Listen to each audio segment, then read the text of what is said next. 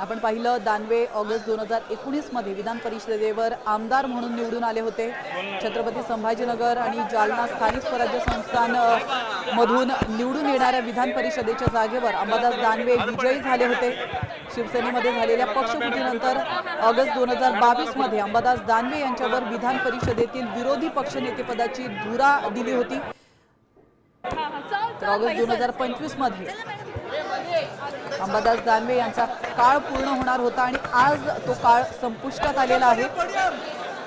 तर अधिवेशन पूर्ण होत असताना त्यांचा निरोप समारंभ देखील या ठिकाणी पार पडतोय। आपण पाहिलं अंबादास दानवे हे शिवसेनेचा एक आक्रमक चेहरा म्हणून ओळखला जातो। अलीकडच्या काळामध्येच ठाकरे गटाची बाजू अतिशय ठामपणे आणि आक्रमकपणे त्यांनी मांडली होती।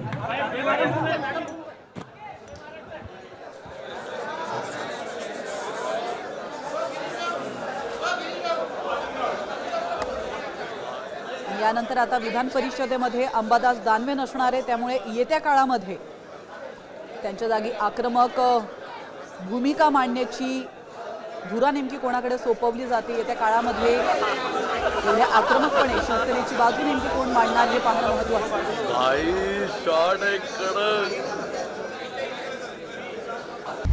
आता isakal.com आहे देशातील नंबर 1 ची मराठी न्यूज वेबसाईट। प्रत्येक अपडेटसाठी isakal.com ला नक्की भेट द्या।